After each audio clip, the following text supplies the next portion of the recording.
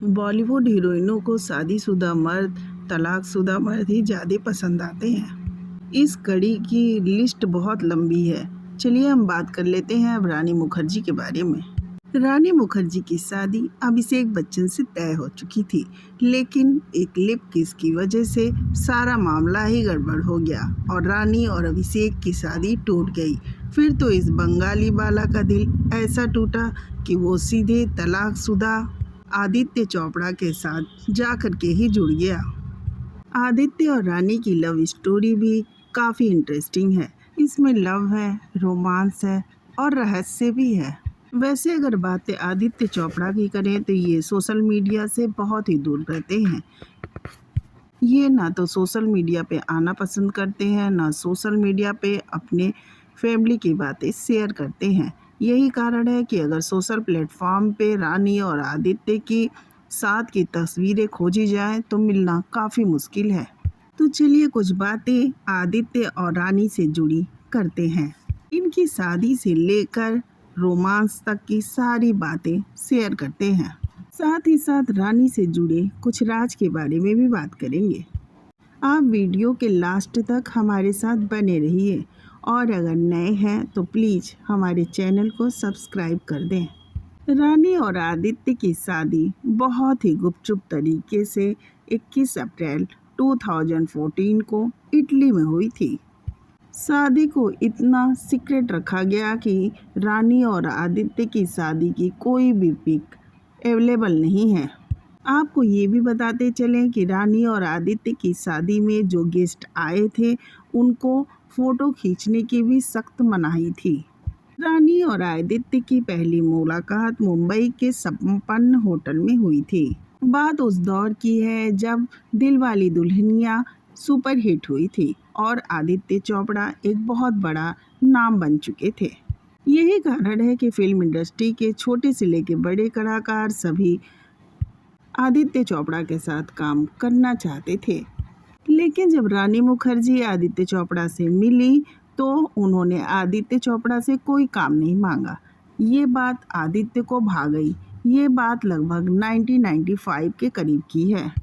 इस मुलाकात के बाद से ही आदित्य के दिल में रानी के लिए कुछ कुछ होने लगा था।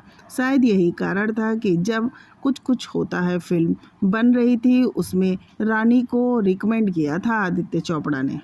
कुछ कुछ होता है फिल्म के बाद रानी को यश राज बैनर की कई फिल्म मिल गई थी। हालांकि किसी फिल्म को आदित्य ने डायरेक्ट नहीं किया था। रानी और आदित्य गहरे दोस्त बन चुके थे। फिर इन दोनों की दोस्ती प्यार में बदल गई। रानी मुखर्जी से आदित्य चोपड़ा ने दूसरी शादी की थी। आदित्य चोपड़ा की पहली शादी उनके कॉलेज की बेस्ट फ्रेंड पायल खन्ना से साल 2001 में हुई थी।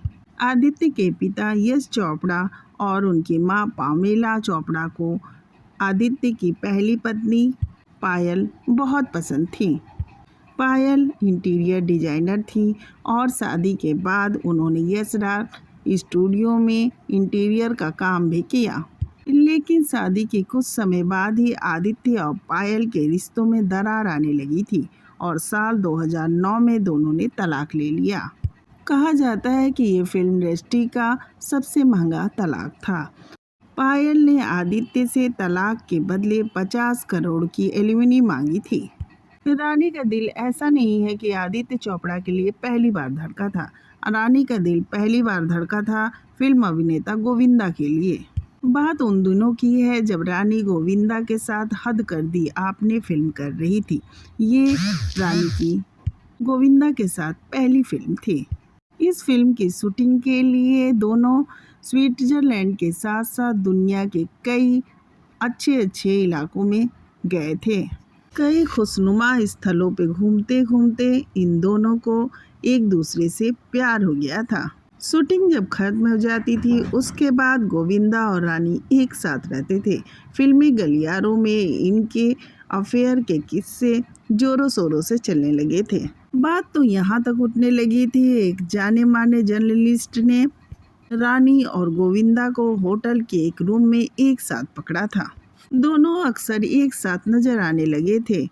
इसका असर गोविंदा की मैरिड लाइफ पे भी पड़ा था और रही कसर रानी के एक इंटरव्यू ने पूरी कर दी थी। रानी अपने इस इंटरव्यू में गोविंदा को अपना अच्छा दोस्त और हमदर्द बता दिया था। फिर तो बात इतनी बढ़ गई थी कि गोविंदा की पत्नी सुनीता घर छोड़कर मैके जाने को तैयार हो गई थी। हालांकि बाद में गोविंदा ने सिचुएशन को संभाला और अपने पत्नी और बच्चे के पास वापस आ गए थे। अब बात कर लेते हैं रानी और अभिषेक के रिश्ते के बारे में।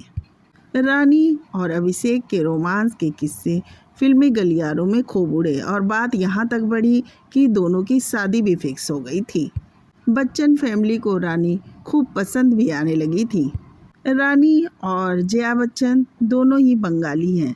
इस कारण भी लोगों को यकीन हो चला था कि अब तो ये शादी होके ही रहेगी। लेकिन साल 2005 में ब्लैक फिल्म आई। इसके कुछ सीन्स की वजह से रानी और अभिषेक के रिश्ते हमेशा हमेशा के लिए टूट गए।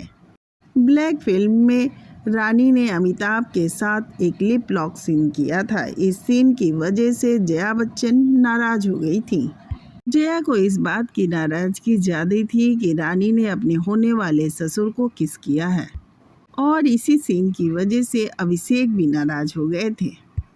रही सही कसर लागा चुनरी में दाग फिल्म की शूटिंग के दौरान पूरी हो गई थी।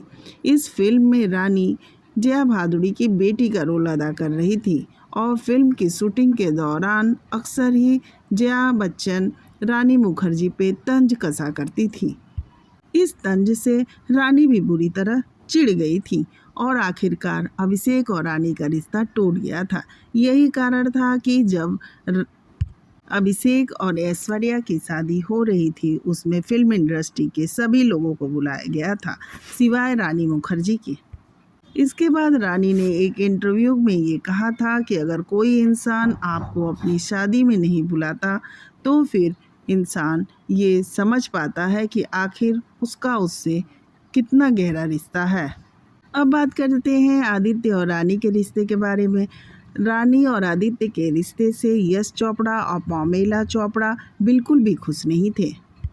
उन्होंने आदित्य और रानी के रिश्ते को सिरे से ही नकार दिया था क्योंकि उन्हें पायल बहुत ज़्यादा पसंद थी और वो किसी भी हाल में ये नहीं चाहते थे कि आदित्य की शादी टूट जाए और पायल उनसे दूर हो जाए।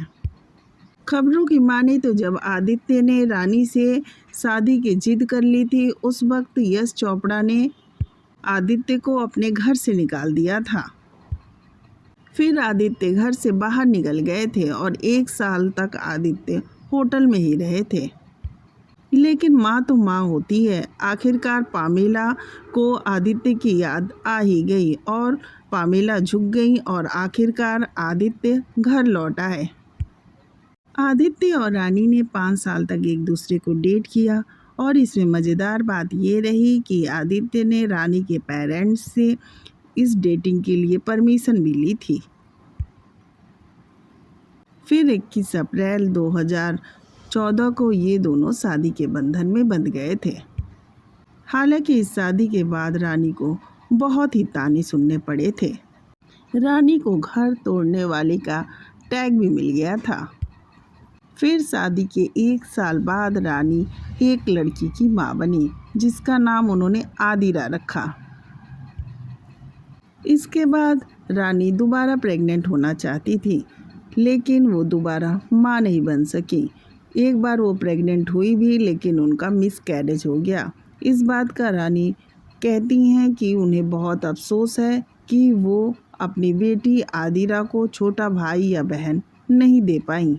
फिलहाल दोनों अपनी बेटी के साथ खुशहाल ज़िंदगी जी रहे हैं। इस जोड़ी के बारे में अपनी राय कमेंट में ज़रूर बताएं। अगर नए हैं तो प्लीज़ हमारे चैनल को सब्सक्राइब कर दें और लाइक कर दें। लो